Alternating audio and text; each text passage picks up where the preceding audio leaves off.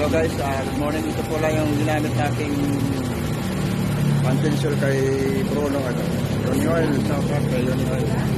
Tayo nagpagawa kay Idol sa Jawo Motorshop. Sa Las Piñas lang po itong Alonda Idol lang po. Harap na ay malapit sa Casimiro.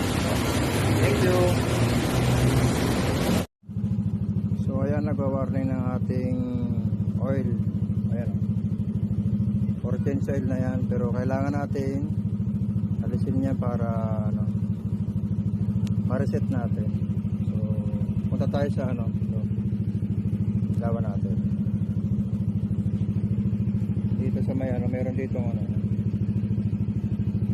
tayo ng trip.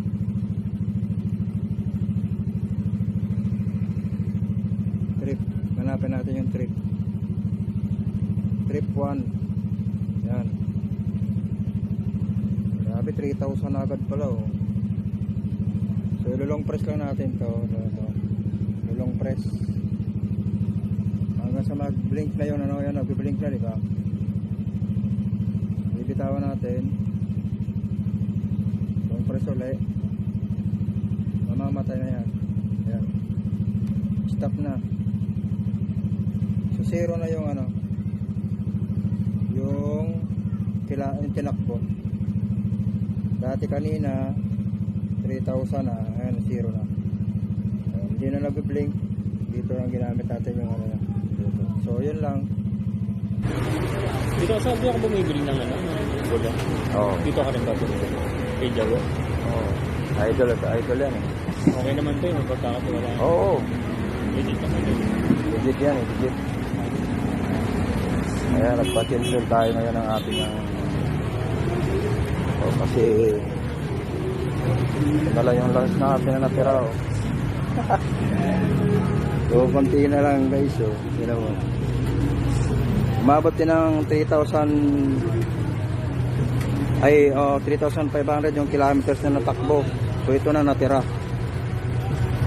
So nagpa-cancel na tayo.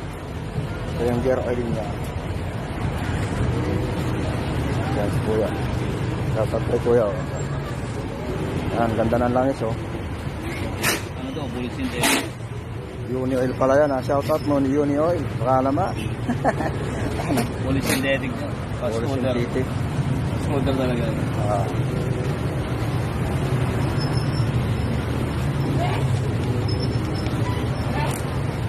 Tubod mingay nga kapag ubago lang ito sir Tagas na? Tagas na agad.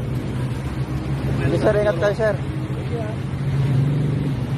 Parang pwersa sa mabigat? Ha? Pwersa sa mabigat? Oo, pag kinakarga na mabigat siguro. Hindi, nung yan Yung putok? yan na talaga ang sakit yan. Bagay, yun na ni Pero Max shock sa likod. Oo, shock talaga ang problema. Parang malamya. Oo, kabila wala rin Tapos na tayo sa ating change oil.